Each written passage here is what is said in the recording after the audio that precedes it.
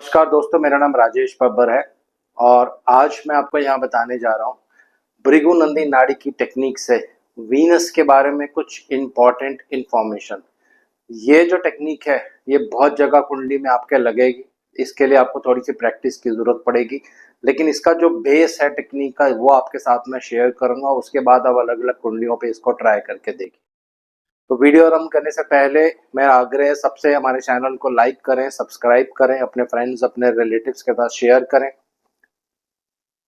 और कोई भी ऐसा कंटेंट जिसके ऊपर आप चाहते हैं कि मैं वीडियो बनाऊं वो भी कमेंट सेक्शन में आप ज़रूर लिखें। तो आइए वीडियो आरंभ करते हैं। भृगुनंदी नाड़ी के ऊपर ये टोटली वीडियो है, किसी भी तरह से वैदिक का कोई भी इसमें कॉम्बिनेशन नहीं होगा। तो वीडियो आरंभ करने से पहले भगवान गणेश जी और भगवान शनिदेव से आग्रह करूंगा सबके घर में सुख और शांति बनाए रखें। तो आइए वीडियो आरंभ करते हैं। तो वीनस यानी शुक्रदेव बहुत ही एक महत्वपूर्ण ग्रह है भृगुनंदी नाड़ी में। तो इनको सबसे ज्यादा शुभ ग्रह माना जाता है भृगुनंदी नाड़ी में।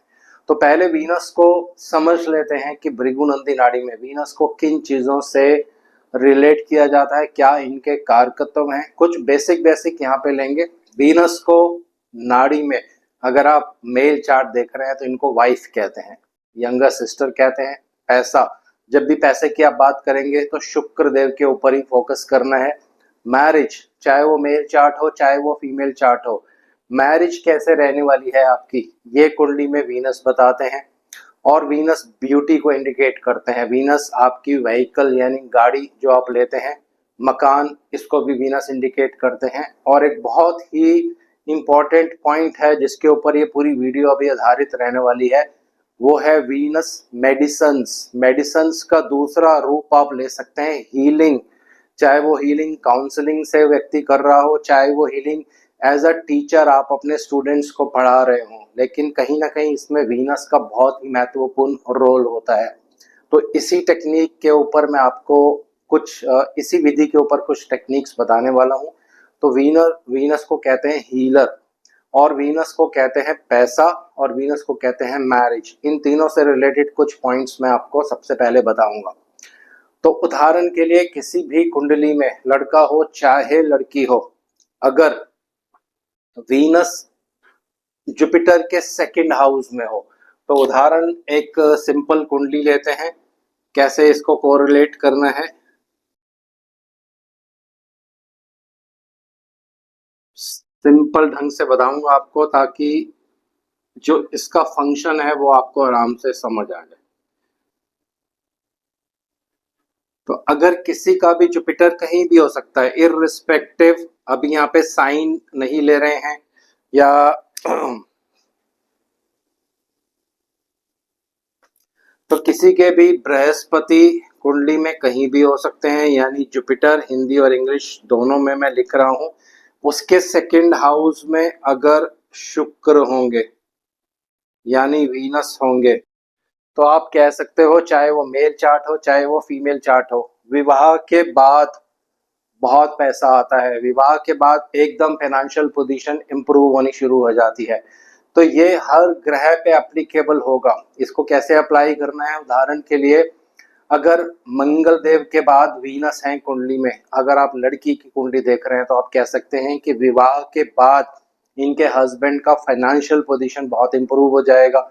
अगर सूर्य देव के आके शुक्र देव हैं, बाकी टेक्निक्स बाकी प्रेडिक्शंस यहाँ पे नहीं लेंगे। सूर्य देव के आगे अगर शुक्र देव हैं तो पिता के विवाह के बाद बहुत धन संपदा पिता के पास आती है। माता यानी मून के आगे अगर वीनस होगा, बाकी प्रेडिक्शंस अलग हैं, लेकिन विवाह के बाद माता का जीवन बहुत चेंज हो जाता है, सुख सुविधाएं जीवन में आने लगती हैं। इसी तरह से शनि देव के आगे अगर शुक्र देव होंगे तो आप कह सकते हो कि आपके बड़े भाई के जीवन में बहुत सुख सुविधाएं आएंगी जब वो मैरिज कर लेंगे। इसी तरह से बुध के आगे अगर वीनस होंगे तो आप कह सकते हो आपकी यंगर सिस्टर जब उनकी शादी होगी तो विवाह के बाद जीवन बहुत सुख में हो जाएगा, बहुत पैसा आएगा, बहुत फाइनेंशियल फ्लो बहुत इंक्रीज हो जाएगा। लेकिन फिर वो डिपेंड करता है बाकी फैक्टर्स पर भी कि ये पैसा कितने टाइम तक उनके पास टिकने वाला है, या इस पैसे का वो सुख भोग पाएंगे या नहीं भोग पाएंगे। ये डिपेंड करता है बाकी कॉम्बिनेशंस पे। लेकिन अगर किसी भी ग्रह से दूसरे भाव में शुक्र होंगे तो 100% उस ग्रह के रिलेटिव्स आप ले सकते हैं, उनका जब विवाह होगा तो जीवन में पैसा आता ही आता है दोस्तों। ये शुक्रदेव का एक रूल हो गया। अब बात करेंगे शुक्रदेव का जो एक बेसिक इम्पॉर्टेंट पॉइंट है, वो है हीलर, यानी काउंसलिंग करना, किसी को मेडिसिन के द्वारा हील करना। तो पहला रूल इसमें हम क्या करेंगे, सिर्फ लगन लेना है आपको, लगन से ही ये रूल जो है एप्लीकेबल होगा। और बहुत इंपॉर्टेंट पॉइंट है, उदाहरण के लिए किसी के 10th हाउस में ये होता है 10वां घर कुंडली का, पहला, दूसरा, तीसरा, चौथा, पांचवा, छठा, सातवां, आठवां, नौवां, 10वां, ये होता है 10वां घर। अगर 10वें घर में शुक्र होंगे और एक पॉजिटिव राशि में होंगे, अच्छे राशियों में होंगे, मित्र राशियों में होंगे, पाप प्रभाव में नहीं होंगे, तो ऐसे लोगों को दूसरों को हीलिंग करनी चाहिए, यानी उनको एडवाइस देनी चाहिए, काउंसलिंग करनी चाहिए। इससे आप देखेंगे उनके जीवन में बहुत पैसा आएगा। किसी के भी शुक्रदेव अगर 10th हाउस में है, एडवाइस यानी हीलिंग जो होती है किसी तरह की भी आप कर सकते हो, चाहे आप टीचर बन जाओ, चाहे आप एस्ट्रोलॉजी कर लो, उसके बाद एडवाइस देना शुरू कर लो, काउंसलिंग करना शुरू कर दो।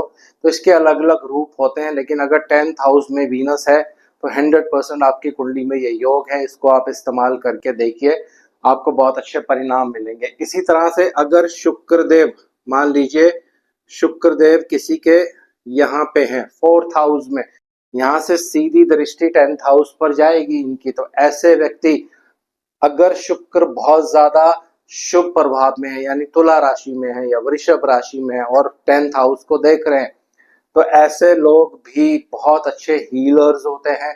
अगर ये लोग ज्योतिष करेंगे तो अपने काउंसलिंग के माध्यम से, अपने हीलिंग के माध्यम से, या अगर वास्तु करें, किसी तरह टैरोट रीडिंग करें, कोई भी हीलिंग आप कर सकते हैं, उससे बहुत ज्यादा इनको लाभ मिलेगा। यही अगर वो प्रोफेशन करेंगे तो बहुत ज्यादा उसमें इनको लाभ मिलने वाला है। ये 2 पॉइंट्स हो गए शुक्रदेव के बारे में, हीलिंग के बारे में मैंने आपको बता दिया। इसी तरह से अब आपको क्या करना है, कुंडली का 10th लॉर्ड अगर शुक्रदेव के साथ युति कर ले, और ये युति अगर केंद्र भावों में हो जाए तब बहुत ज्यादा अच्छा इफेक्ट आएगा, लेकिन बाकी भावों में भी होगी तो भी उसका इफेक्ट आएगा, लेकिन अगर एक केंद्र में बन जाए तो बहुत ही अच्छा परिणाम मिलता है। उदाहरण के लिए एक सिंपल उदाहरण लेते हैं समझने के लिए। 10th लॉर्ड जो होता है ये आपका प्रोफेशन का इंडिकेटर होता है। मान लीजिए किसी का 3 नंबर लगन है, 3 नंबर लगन में 3, 4, 5, 6, 7, 8, 9, 10, 11, 12, यहाँ पे आएगा 12 नंबर लगन।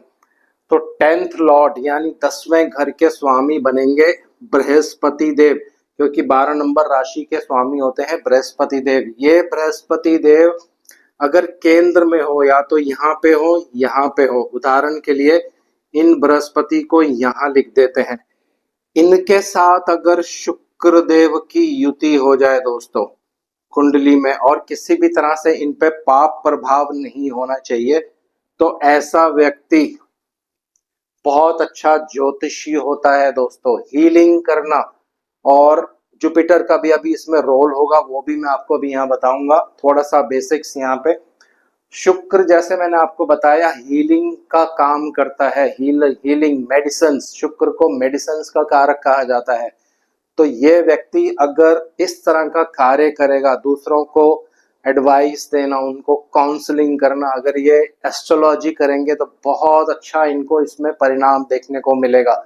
7th हाउस जो होता है ये पब्लिक का भाव है, पब्लिक। ये 4th हाउस ये पब्लिक होता है, 4th से 4th ये भी पब्लिक का ही भाव होता है। तो पब्लिक के बीच में रहना, तो ऐसे लोग अगर ये काम करेंगे, और शुक्र और गुरु दोनों अगर पावरफुल पोजीशन पे हैं, यानी 10th लॉर्ड अगर शुक्रदेव के साथ युति करता है पावरफुल तरीके से, तो फिर आप देखेंगे ऐसे बहुत अच्छे एस्ट्रोलॉजर्स की कुंडली में आपको ये योग देखने को मिलेगा दोस्तों। तो ये हो गया कुछ बेसिक इंफॉर्मेशन। अगर आपका 10th लॉर्ड शुक्र से कनेक्ट है, 10th हाउस में शुक्र है, 4th हाउस में शुक्र है, 10th हाउस को देख रहा है, तो ये बहुत ही अच्छा कॉम्बिनेशन होता है हीलिंग करने का, और ऐसे लोग मेडिकल फील्ड में भी कार्य कर सकते हैं। अगर किसी का शुक्र 10th लॉर्ड ही बन जाए और लगन में आके बैठ जाए, तो इसका मतलब अपनी हीलिंग से आप दूसरों को ठीक कर रहे हो दोस्तों। तो बहुत ही अच्छे कॉम्बिनेशंस होते हैं कुंडली में, इनको आप इस्तेमाल करके देखिए अपने अपने चार्ट्स पर। और नेक्स्ट वीडियो में मैं आपको बताऊंगा शुक्रदेव और गुरुदेव का कंजंक्शन, यानी उनकी युति किस तरह से आपको परिणाम देगी कुंडली में। तो आज इस वीडियो को यहीं विराम दे रहा हूँ। आशा करता हूँ सब कुशल मंगल होंगे। भगवान शनिदेव से आराधना करूंगा सबके घर में सुख और शांति बनाए रखें। जय शनिदेव।